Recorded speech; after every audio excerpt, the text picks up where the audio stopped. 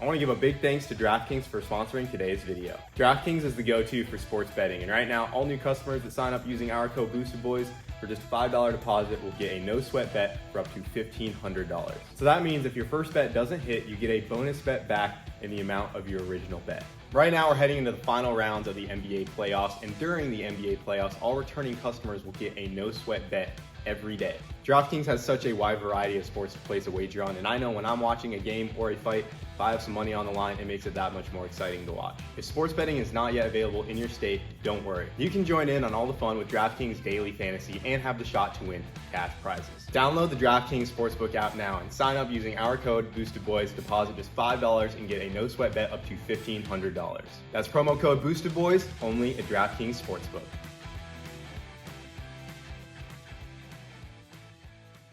What's up, guys? I want to give you a quick warning. We do have a lot of talking in today's video, nothing too exciting, but it is pretty important because we have some changes that we are making to the MR2, and I would love to hear your guys' thoughts and opinions on this, but I'm pretty dedicated to trying a different route with the MR2 to see how it goes. And I wanted to add some more context to the beginning of this video just to kind of remind you guys what the plan was for the MR2, and that has kind of changed up a little bit. So real quick, if you guys remember, last year at World Cup, we ran the Billet K20 block, which is a 2-liter block. The plan was to refresh that K20 billet block, and we were going to run a modified S2000 crankshaft in the K20 block, which changes the stroke and displacement to a 2.2 liter, which will give it more torque, more power throughout the whole RPM range, yada, yada, yada. We'll also have a wider bearing and a wider journal on the crankshaft, which is the best benefit of that setup completely, not just the added power and torque.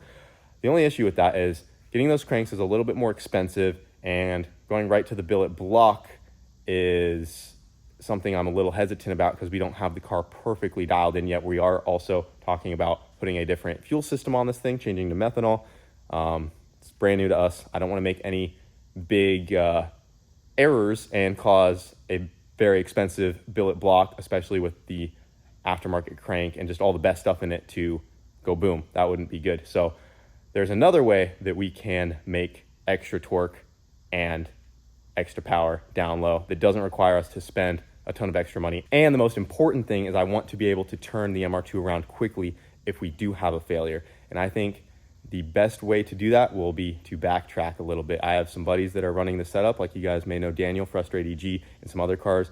They are going really fast on a good old K24 setup, which is what we originally had in the MR2 here. So I think we're gonna go back to that and try a couple things out. Well, guys, I've decided to change some stuff up on the MR2 here. As you guys know, we recently blew it up trying to race mullet, and we also had a door come off. So we have some repairs to do to this thing before we get it back up and going. And I've been thinking a lot about this decision.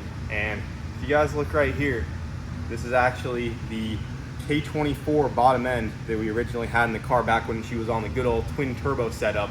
And this has been sitting ever since we took it out. It went in 8.3 on this. This was the engine that was always sending this thing to the moon, doing wheelies like crazy. The bottom end was still good. At that time we had some valve issues, but the bottom end was actually pretty good. It's just been sitting for a very long time. And I have decided to bust it back out, and we are actually going to put together a K24 for the MR2 and go back to the original K24 setup. The main reason we switched to the K20 were for two reasons. For one, we were making a ton of torque down low, and the MR2 was doing wheelies like crazy. And at the time, the way the car was geared, I didn't want to have to use fifth gear, so I was also trying to rev it out a little harder in fourth, so we needed more RPM that we could not achieve as safely with the K24, so we went to a K20 where we could rev it out a little harder, because at the time I still had this idea that the MR2 could be a street car and I would have fifth gear for cruising, but nowadays the MR2 is a full-blown race car, so the gearing won't be an issue now for the RPM. And now, with the K20, now that we got the chassis figured out, we got weight on the front, we got the fuel tech in there, we got the laser height sensor, we got traction control set up, all these things we didn't have originally with this K24 setup, we can put this thing on kill on the launch. We can make as much boost as possible at really high RPMs, and we can't make it wheelie even if we tried, maybe like a little baby one. So right now the laser height sensor isn't even doing anything for us because we got the chassis to work so good, which is a good thing. We don't want to rely on that laser height sensor, but that's telling us that we just don't have enough off the line if we even really wanted it.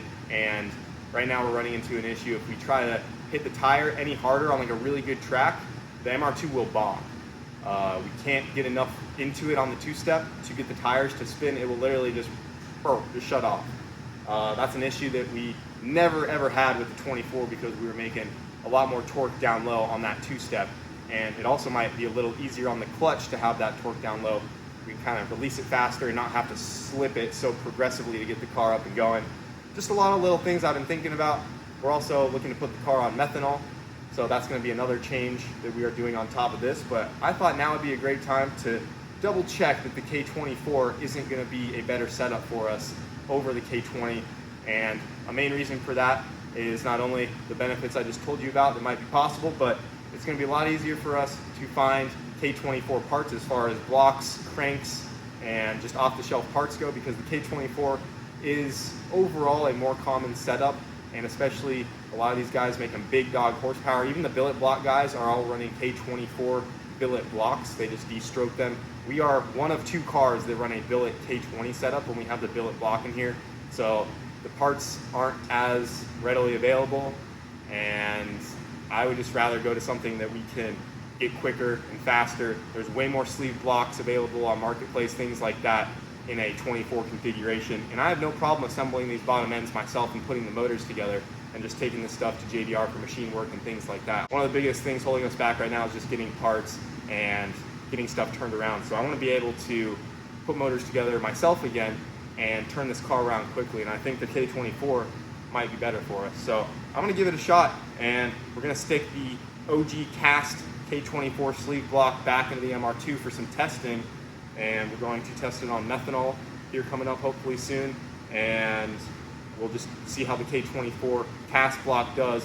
And then down the line, once we try to get ready for World Cup or something like that, we'll go to a K24 billet block, and then I can maybe sell my current K20 billet block, figure that out later. And if we ever want to do that de-stroked crank setup with the wider rod, that will be the best way to go in that billet block configuration. And then we already have the K24 block, which is the best setup for that crank and rod, and we'll just have everything set up better. So hopefully that makes sense, but long story short, we're going back to the K24 and we're gonna see how it goes. So I'm gonna go ahead and tear this thing down. This thing's actually in pretty good condition. It just has some slight streaking on the insides of the cylinders here, but we're gonna go ahead and completely tear it down. I'm gonna drop it off at JBR. They're gonna punch it open for me one size bigger. I got some brand new pistons right here, and I'm also probably gonna order a new set of aluminum rods depending on what condition these ones are in.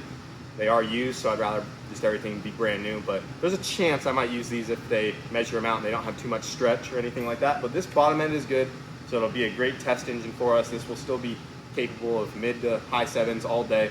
Like I said, this went in 8.3 when the MR2 was on the twin turbo setup, without the fuel tech, without any traction control, without any wheelie control, just literally sending it, and everything was up to me to keep the car under control.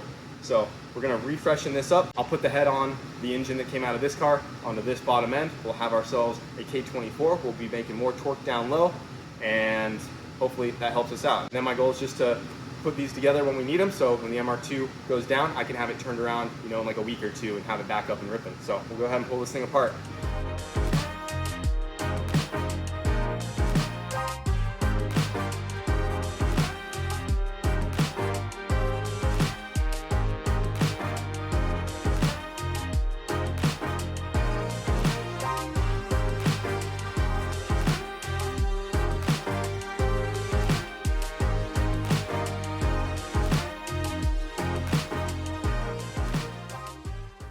All right, guys, I got the K24 all pulled apart, got the new pistons, and I got everything loaded up in the back of the Platycee. And we're over here at JBR to get this thing bored out for the new pistons.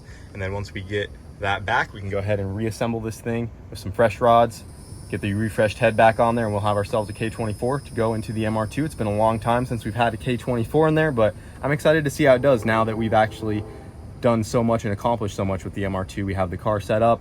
Like I said, all of those things applied. Now I think the K24 will actually be even better than the K20. Only one way to find out. And another big reason I wanted to do this is because when the NSX gets done, it's still over at Hayden's, my plan was to do a billet K24 big dog setup in that, and I wanted things to be interchangeable between that NSX and the MR2 because they're going to be kind of on the same level. So I want the engine program and transmission program to be the same, so I'm not scrambling trying to get two different setups. We can just have spares that will fit for either vehicle. So I figured, why not just do it now, throw a K24 in there, and we'll also get some testing in, so by the time the NSX is ready with a K24, we will know what to expect. And if you guys thought I was done there, you're wrong. If you look down here, we got 2 more boxes that just came in the mail, and these are from Ramey Racing. We got 2 more K24s that we are putting together on top of my old backup bottom end. So we're gonna have a total of 3 engines to go testing with the MR2, get her dialed before we do or don't make the switch back to a billet K24 block this time around. We still have our K20 billet block, but in the case we like this setup and it works out for us, we will go to a K24 billet block, and then we can really send it for World Cup. But we want to get some testing done. In the chance we break a motor or hurt it, I don't want to have that downtime, so I sent it, boys. And we have 2 more freshies right here. Let me go ahead and show you guys what we got in the boxes.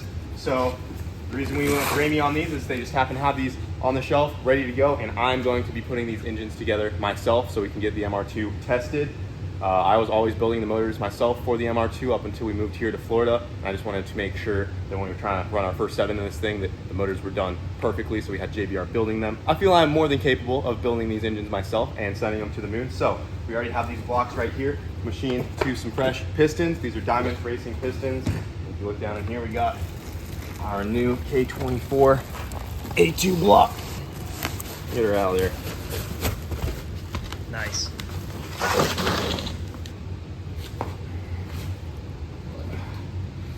So here we have our first sleeve block. Go ahead and get the other one out. You are a ballsy soul. That table has it. It's good. She's good, boys. Oh. All right, no more wiggling, but there's our 2 sleeved K24 A2 blocks. And to go along with the blocks, we also have 2 fresh cranks right in here.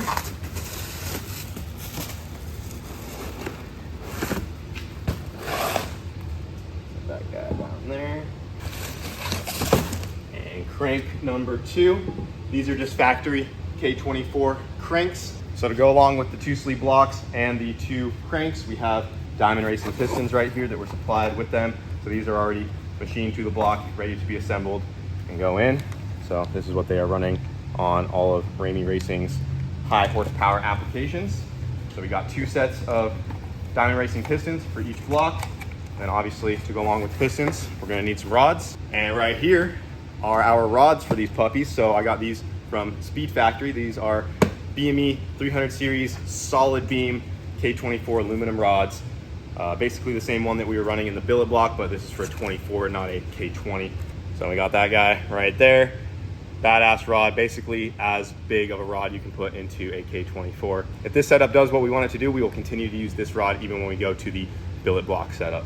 So on top of my old K24 bottom end, we also have 2 more sleeved K24As here from Ramey Racing. We got 2 sets of solid aluminum rods, 2 more sets of pistons, 2 brand new cranks.